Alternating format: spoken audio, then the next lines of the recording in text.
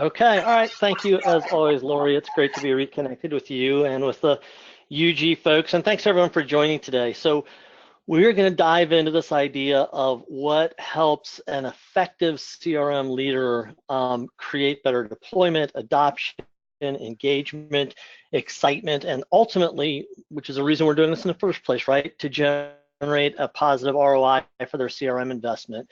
And we're going to look at 7 very high-level habits as we do that. So thanks for joining us. One of the first things I wanted to say was I was surprised how many people registered for this. I think it's more people were registered for this session than any I've led for about the past 12 months as a webinar for the UG. So I know that there's a lot of interest out here in it. The other thing is I think it's important for you guys who are here to know if you are struggling with getting CRM right, with driving adoption and getting people to be excited about it, you are not alone. In the last week, for whatever reason, I've had 2 conversations with clients, 2 different clients, and one with a prospect when I spoke at one of the local user groups. And all of them basically said something around the gist of, it's been so helpful for me to know I'm not alone in my struggles. When the front end CRM seems so self-evident and the demos are so beautiful and we hear so many positive case studies, it's easy to forget that probably the majority of us struggle, some very significantly, with really getting the most or sometimes much of anything out of our CRM investment when it seems like it should be so self-evident. You can see some of these statistics here around CRM success or not. So some of you are probably here because you experience struggles. Some of you are probably here because you're doing pretty good, but you're always looking for sort of the latest insights and tips to help you improve how you're leading your initiative. So whatever your reason is for being here, know that you're in good company. Know that a lot of people have gone down this road before you or are going down this road right now and are sharing a few struggles. If you are one of those people who are struggling a little bit, here's a quick download for you. If you want to grab that URL, it's a study called CPR for CRM. Admittedly, it's getting a little dusty at this point. I think we did it about 3 or 4 years ago, but most of the findings are still relevant. We're having these conversations all the time. I can tell you the majority of our clients come to us not as new, hey, we've never done this before, we want to do a CRM project, but much more often we have it, something's broken, it's off the tracks, users aren't adopting, whatever the reason is. We've kind of put this together, and the findings we continue to have year after year are pretty consistent with this more statistical study that we did. So if you're looking for a little bit of reading to take back, to maybe share with your team, that's a great free downloadable you can go get. But you're not alone. A lot of people struggle with this, and there is hope. A lot of quick introduction to me. For those of you who don't know me yet, my name is Jeff Abels. I run a company called C5 Insight that I founded about 20 years ago. I love this stuff. I kind of geek out on people engagement and really digital people engagement. And so our firm focuses a lot on customer as well as employee experience. And on the digital side, we're a Microsoft shop. So we do a lot with Office 365 and Dynamics 365, CRM, SharePoint, all of those things to create better communication, collaboration, and just relationships. And on the left side is kind of the fun stuff about me. I've gone through this a ton of times, so I'm just going to talk about the latest thing there. On the lower kind of leftish is the newest member of our family, Verdi. Verdi is our adopted doggie. We lost our last doggie a couple years ago, and several months ago, we finally got our hearts big enough to let a new doggie in. And so we did a rescue, and Verdi is part pit bull, part Chihuahua, and part Basset Hound. So she is short, long, and strong, and has an interesting attitude. So there's one little thing about me. I'd love for you guys to connect with me on Twitter and LinkedIn and share some stuff like that too. The business stuff is great, but it's great to learn a little bit more than just the work side of this stuff. So today I'm going to walk us through the 7 habits here in just a minute. As I walk you through them, I want to let you know that number one, I have tried to sort them in what I believe, based on my experience, is more or less the prioritized order. But everybody's different, so the priorities may be different for you. But if you're going to focus on only 1 or 2, by and large, I'd say you probably need to focus on the first 1 or 2. So today, going to be rapid, 7 habits, very high level. We do have some deeper dive opportunities coming up. So on July 31st, we are doing a digital academy session. That means it's online through the UG.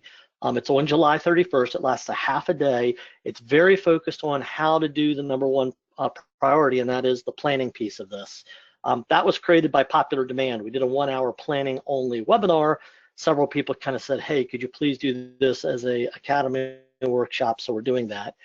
You want to dive even deeper, right at the beginning of CRM UG Summit is the UG Academy. And we are doing 2 days, 4 sessions. You can come to one or all 4, all about how to really do everything we're talking about here, whether it's process design or planning or better user adoption or whatever it is. We cover all of that in those 2 days. So if you are in a place where you want to go deeper, you want to learn more, you want to create more engagement with your team and extract more value from CRM, what the UG folks put together is always amazing. We really highly recommend the summit, and we work really hard to create some academy sessions that speak directly to you. So those are out there for you for some additional follow-up. But today we're going to kind of keep it pretty fast, pretty high level, but hit some of the most important things that you may be struggling with.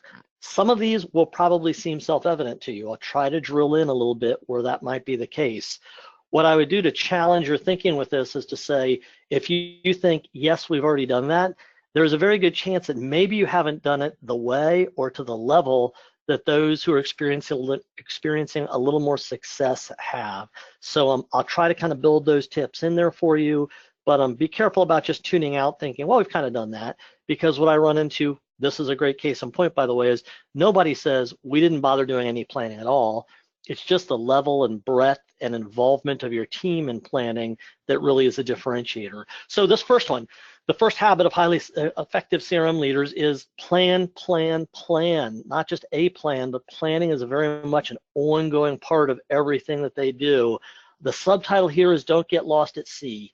And the reason for that is we've worked with a lot of clients who have kind of said, you know, we set out, we thought we were going to the promised land. We thought we were going on an exciting new voyage.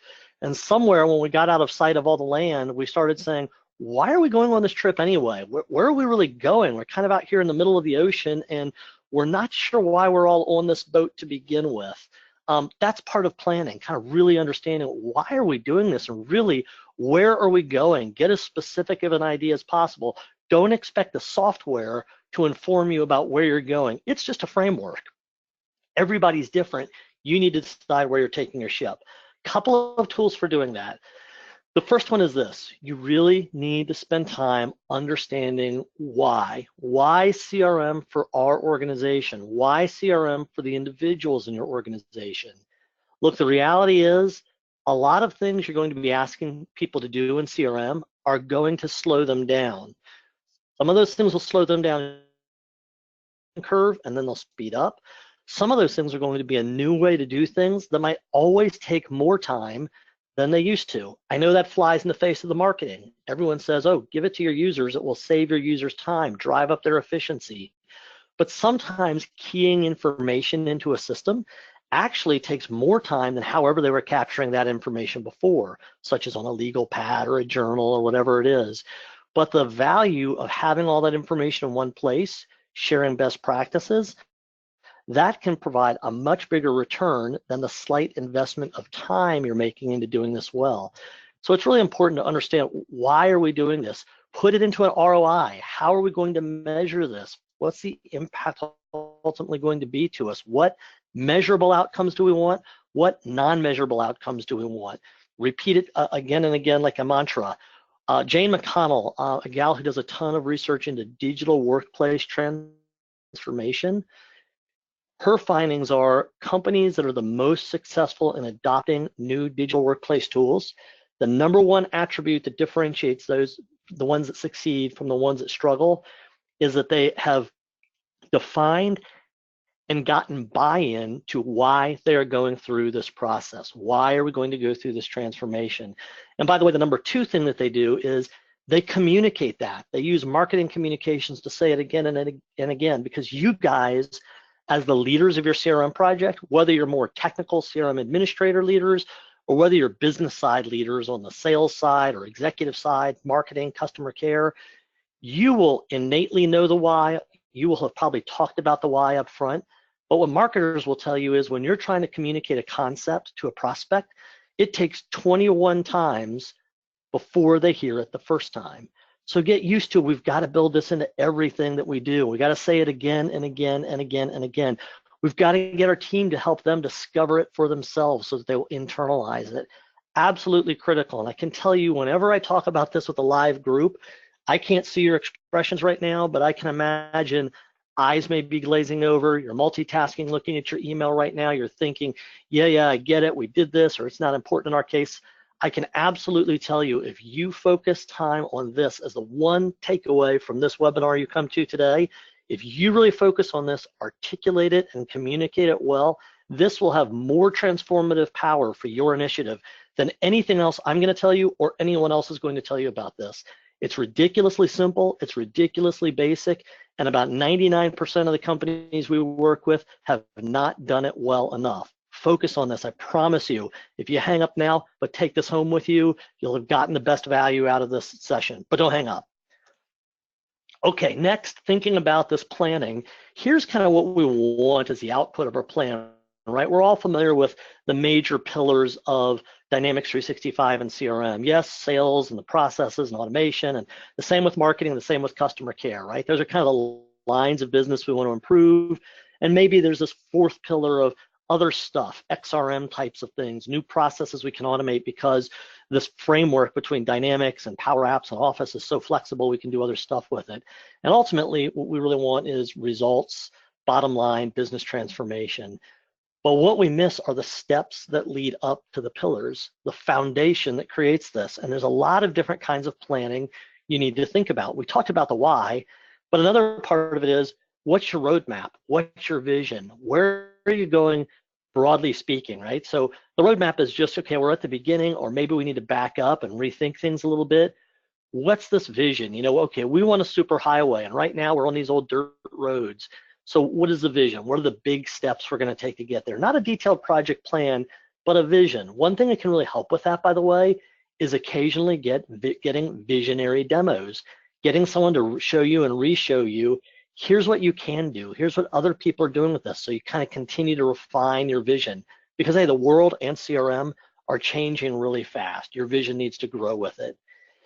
And along those lines, you also should consider some kind of annual plan. Now, if you're kind of feeling lost at sea right now, maybe the place to start is with what we call a health check, some way to kind of back up and say, let's take stock of where we are right now. Let's get an outside opinion from someone who's looked at a lot of these. If you're already moving along, you should always be considering annual plans. You plan your business annually. CRM is probably the most dynamic, no pun intended, but the most dynamic part of your business from a technology and process standpoint, because nothing changes faster about your business than your customers. You need an annual plan for what you're doing with CRM as well. Then you have project plans. An annual plan is not a project plan. It's basically just saying, what are our big goals for the year? And maybe what's our list of projects at a high level for the year? But now, each of those projects then needs to have its own plan, a more detailed plan. Ideally, it's agile. I won't get into what that means today, but for CRM projects, that's really important. And then for each project, you need to think about change management and governance as a part of the overall plan. I see organizations either ignore this completely or try to do change management and governance as a big thing underneath the entire project plan or underneath the entire annual plan. But things are changing way too fast for you to try to develop all of that on the front end. So think about that in addition to, here's the technology we want to deliver, here's how we're going to do training, how are we going to do change management? How are we going to get people to permanently change their behavior and adopt this? And how are we going to do governance? Governance is just a set of rules and policies that tame the Wild West, that create a workplace where it's safe and efficient and productive for everybody to get their work done together. So all of those are components of planning. And that's why I started this section by saying, plan, plan, plan. It's not one thing. It's not one project plan. It's really a series of things you need to bring together.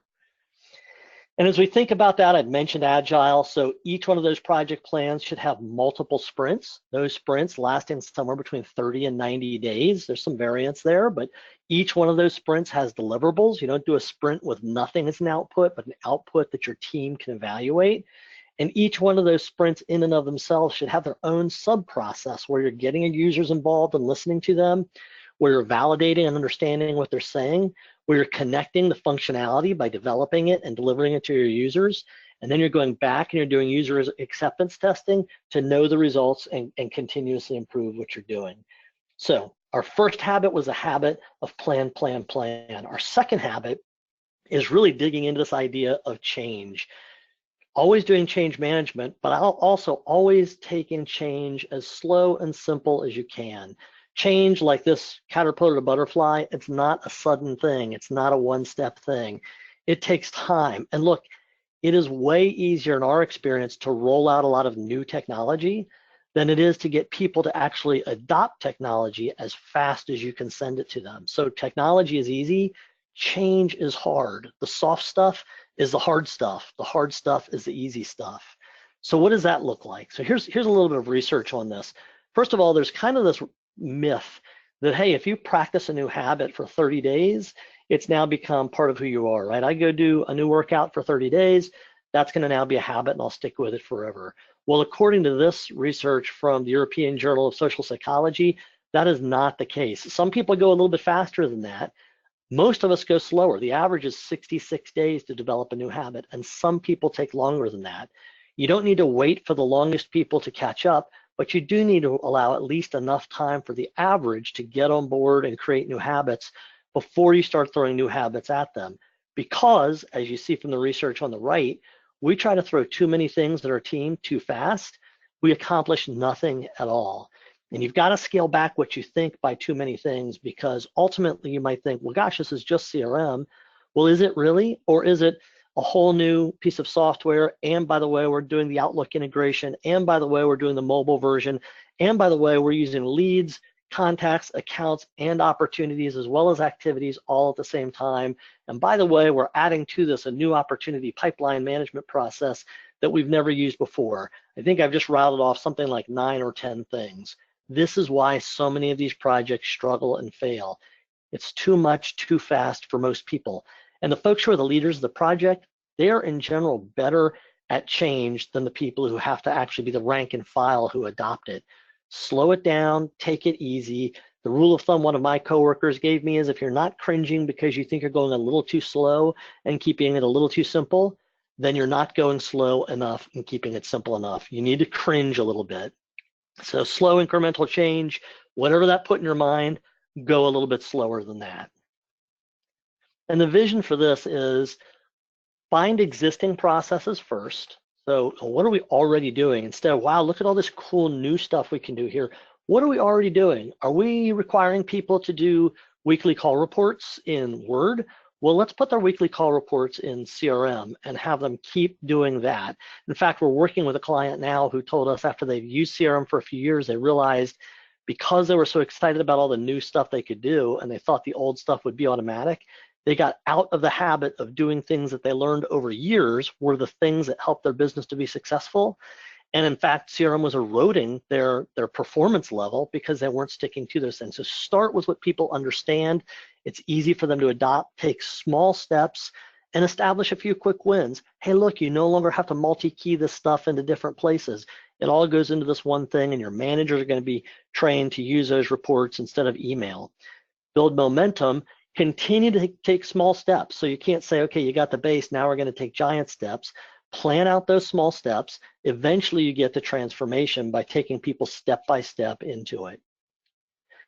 The third habit is this idea of better managing activities. This is so foundational, so basic to CRM, and yet so many organizations just kind of think, well, that's everybody's option, or they have their own activity management approach to things. We don't want to require that of them inside of CRM. I get this is kind of sensitive. You're going to be forcing people to do stuff in a way that they may not want to start with. But I can tell you, having worked with companies that have done this well and having worked with companies that have not done this well, it can absolutely make all the difference in the world.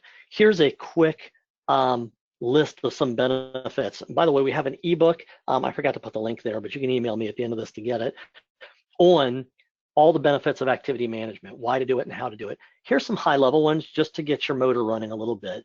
So first of all, everybody should manage their own activities to be proactive as individuals. And I can tell you, having guided companies through this, For some reason, people in customer-facing roles often get really comfortable just being reactive, but we owe it to our fellow human beings to help them figure out how to be proactive, partly because that's what makes us unique. That's where the innovation and creativity comes from. But honestly, partly because if you can live your life being completely reactive, those are the types of jobs that automation and AI are prime candidates to replace. So how do we help our people to leverage their unique humanness to say, let me carve out a piece of my time to be more proactive? There are ways to do it, I promise. We go into a lot of detail with this on our activity management ebook, as well as some courses we teach on it. It helps create better team accountability. Another thing that people may not like on the front end, but just knowing that people are seeing what you're up to absolutely creates some accountability. You got to guide people through that process. A lot of people will complain about it if they think their complaints will result in change. But accountability, particularly with customer-facing people, is a really, really good thing. Might look different in every culture, but it almost all the time there's a huge return on investment by just getting people to be accountable. Sharing best practices. How do you know how many calls it takes to resolve a case, or how many calls it takes from the time a lead visits your website to the time they close business with you if you're tracking this in a haphazard manner? And the answer is you don't. You have no idea. It's every person for themselves trying to think of what the best approach is, what the best process is to make things happen. If you're putting it all in CRM, you're actually communicating best practices in a way that's repeatable, improvable, measurable, and scalable. Certainly visibility, everybody knows, is helpful here too. If I am a sales guy working on a really important sales deal and my counterpart in customer care is working on a really frustrating experience with that same customer, isn't it helpful for both of us to have visibility into what the other is up to so we can make sure we're serving and supporting and selling to this customer the right way? And analytics and AI, we do a whole session, and Microsoft's offering all sorts of stuff around analytics and AI today. What I can tell you is a huge amount of the value out of AI comes from users entering their interactions, their activities correctly, so that AI can analyze those and make knowledge-based recommendations to you based on those. That is just a small sample of why activity management is important. There's so much more to it. I'm going to skip this slide because I know I'm probably already getting behind. I get kind of passionate about these things, but understand there's a whole cycle to activity management. This kind of outlines it, and it kind of talks about some of the things to do as best practices to help make people more proactive and to help people get the best out of CRM. The one thing I can tell you as a high-level summary about this slide is the error many commit is they focus only on tracking. Tracking your activities after they're done is like running your business with a rear view mirror. It's not bad, you want to have a rear view mirror, but planning your activities, that's like using the front window. That's proactive to think about your schedule before you get hit in the head with a schedule. So think about, how do we not just track, but how do we also plan? I'm not saying you go there in one fell swoop. It might be a couple of steps to get into it, but important to ultimately get there. That's what the leaders are doing consistently.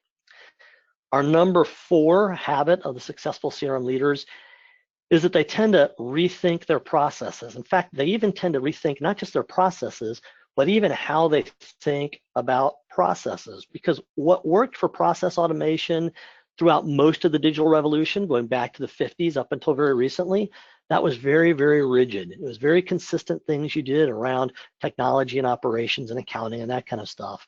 What works with processes around customers and customer-facing people is actually way more flexible. So the old way that businesses thought about processes do not work very well in the new world. You need sort of a split between those two things. So a little bit of evidence behind this. Here's some general information around the impact of better processes across a business. This relates to all the customer-facing people, but that second one even relates to just people in general. The more connected you make your people, whether it's with people inside or outside of the business, the more value they tend to generate and return to the business overall. That is a matter of process. That might seem like, oh, I need to hire people with good people skills to do these things. That's only a very small part of the formula. You need to have good, flexible processes with enough rigid element to kind of continuously improve them. So one way they tend to think about these things differently is using design thinking. These are personas and journey maps. It's an exercise we actually do at the UG Academy for Summit, where they kind of say, let's step away from this very rigid flowchart type of thinking. Let's think about what might happen, not what happens consistently every time in a rigid flowchart, and how we can find ways to improve it. This is where you start to develop not just incremental improvements, but even innovations, entirely new ways of stepping outside of the box and rethinking how you do what you do. It's also how you start to think about what is the customer's preferred process. Instead of thinking, hey, how do we force the customer into the process that's efficient for us? Instead, we say, you know what, that's our job. We take on all the hard work so that the customer doesn't have to. How do I make this as easy and smooth and friction-free for the customer as possible? And by the way, if we can do that and make it better for ourselves too, that's fine. But if we're doing it right for the customer, guess what? That's a competitive differentiation. Now, another thing we see people think about with processes, they don't always understand where they should start. So we think of processes in two large kind of groupings. One is more strategic processes. One is more tactical processes. So strategic processes fall into two camps. One is what we call predictable projects. Those are things where you kind of go, hey, these are done again and again pretty consistently every time. Another one is dynamic projects. At the beginning of these projects, we know they're very different one from the other. We have to create a custom project plan every single time one of those comes up, or maybe start with a template, but still have to fine tune it every time. On the tactical side, you have more transactional processes, things like I'm entering orders, I'm creating invoices. And then you have more interactional processes, things like I'm making calls, I'm visiting customers. They're not as strategically driven. Where do we tend to focus almost all of our time when we're working in CRM? It's over here under strategic, predictable projects. Why do we do that? Because the machinery of CRM shows us things like business process flows aligned with these entities I just popped up in orange here.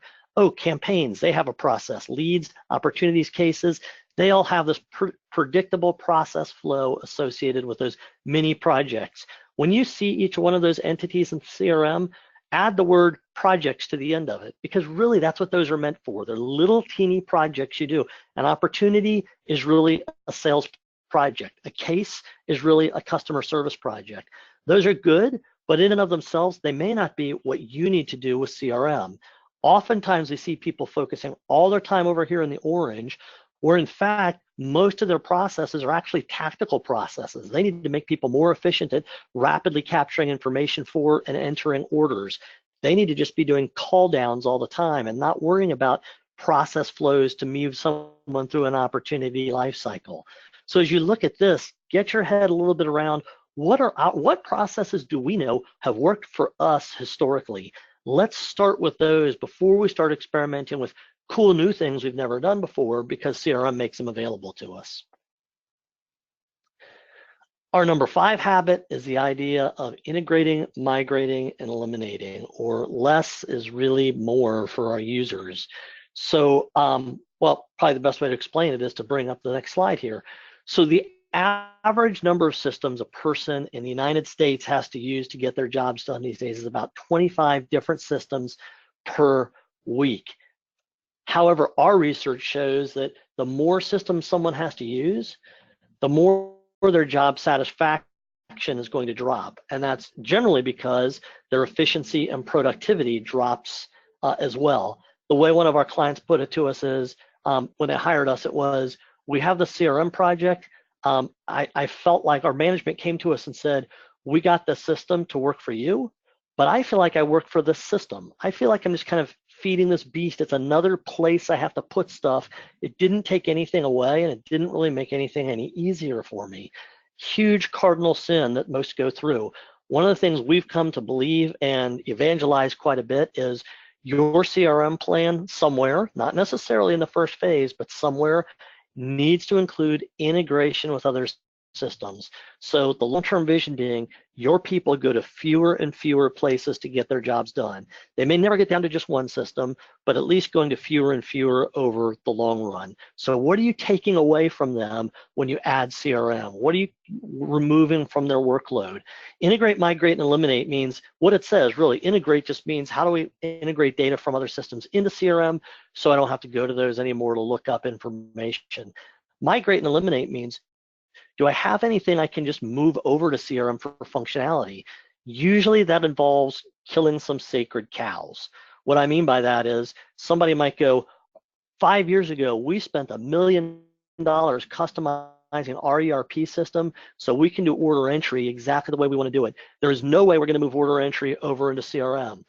Okay, then accept that you may never get the level of productivity, efficiency, satisfaction, or adoption that you want, because you have basically just said, if you have anything to do with order entry and customers, you're going to have to use 2 different systems to get that job done.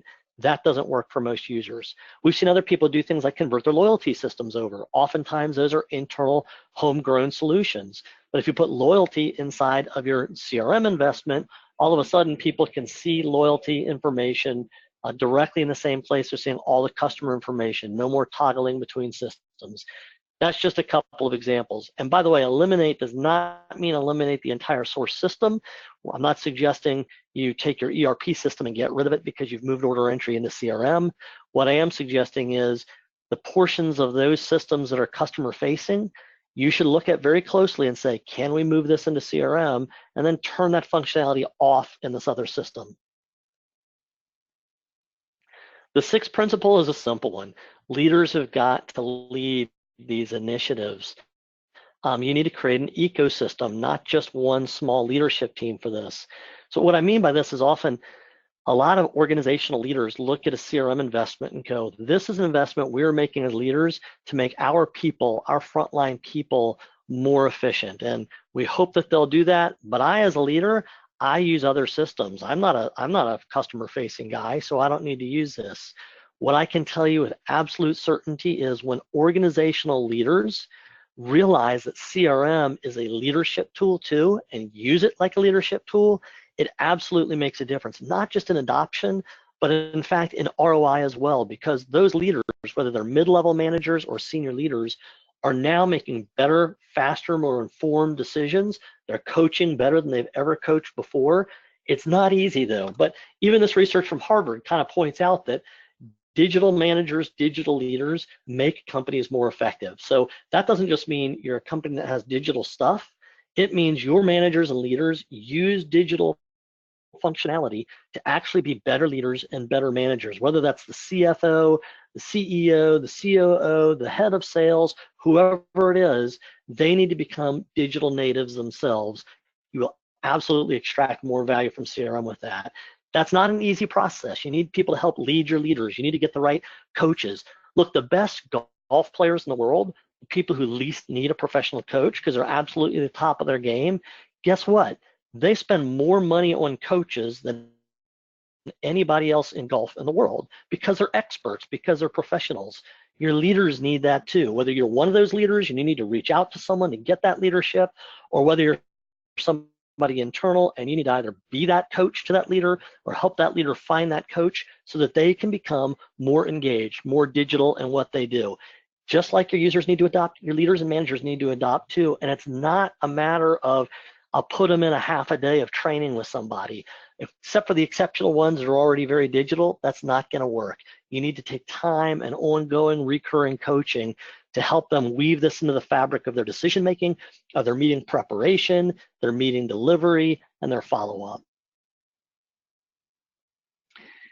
This is a picture of a CRM ecosystem.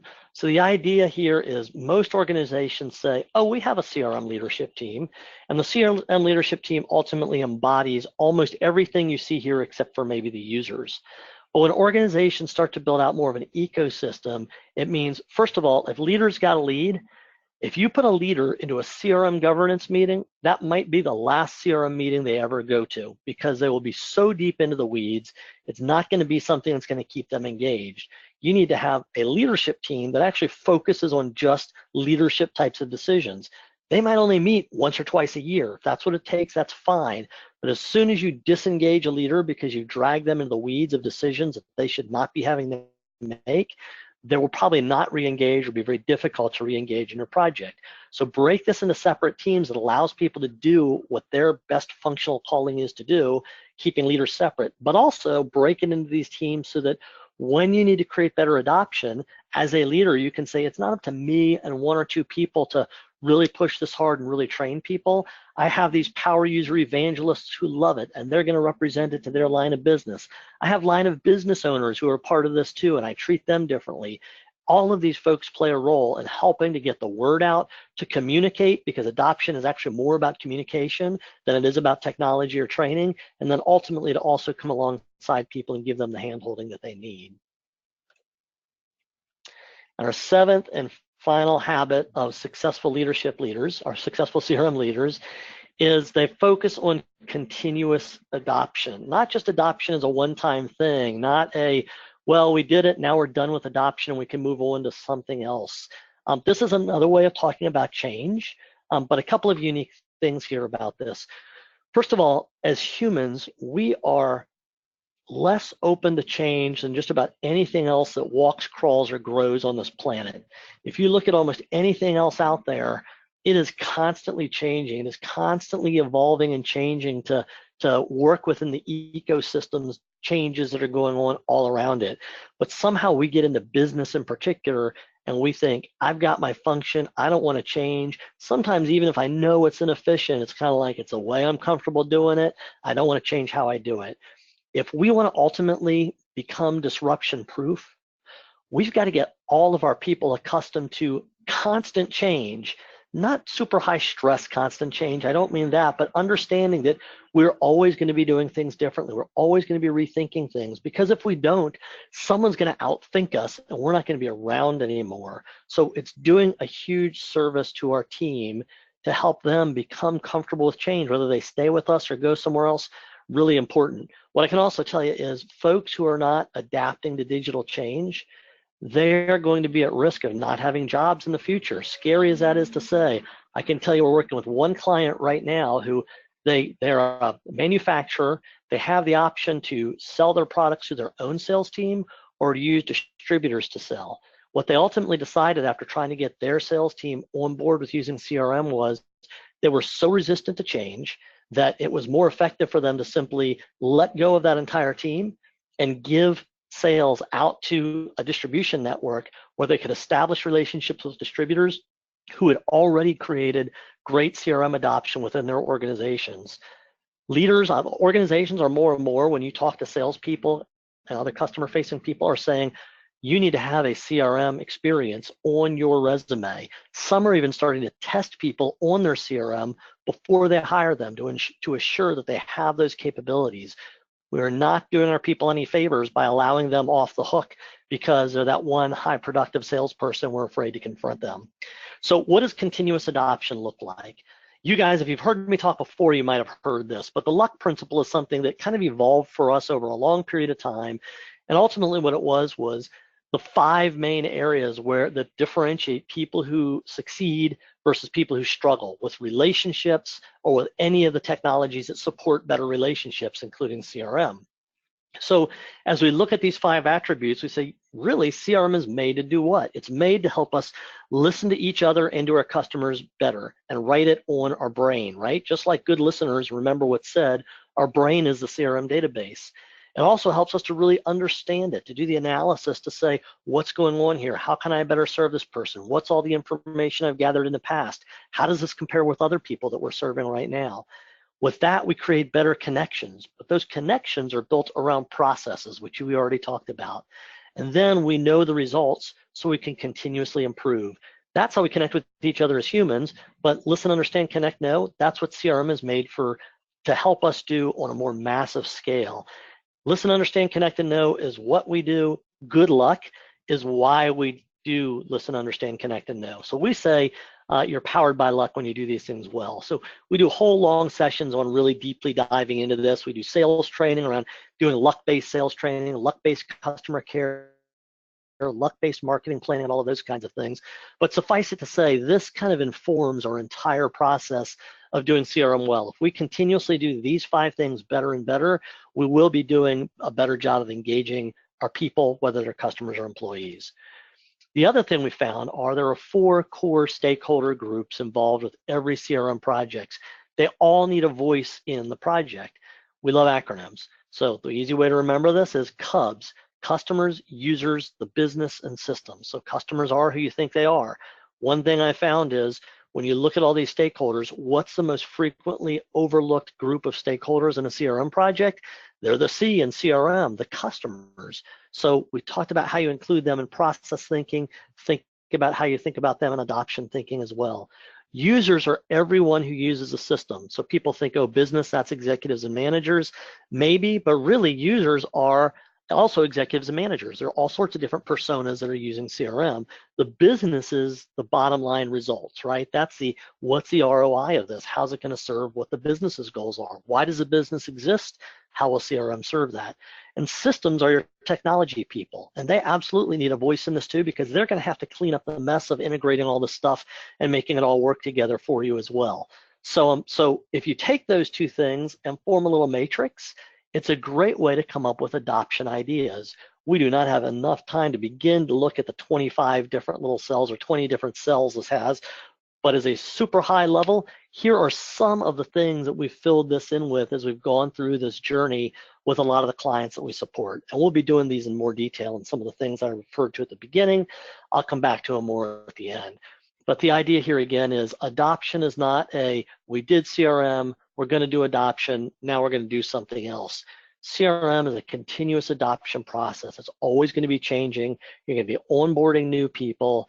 It's going to take a while to adopt all the components of it. So you need to continuously focus on it until it really is a part of your institutional knowledge. Everybody just knows how to use it. And most companies are a long, long way away from that actually happening so far. So those are our 7 habits of highly effective CRM leaders. Couple of things I mentioned at the front, but if you weren't here, I want to mention them again. Opportunities to dive a little bit deeper. So in the fall, we're going to be doing, or late summer, creating a CRM annual plan. That is a 4-hour digital academy session. Love to have you guys come to that if you think that will make sense for you.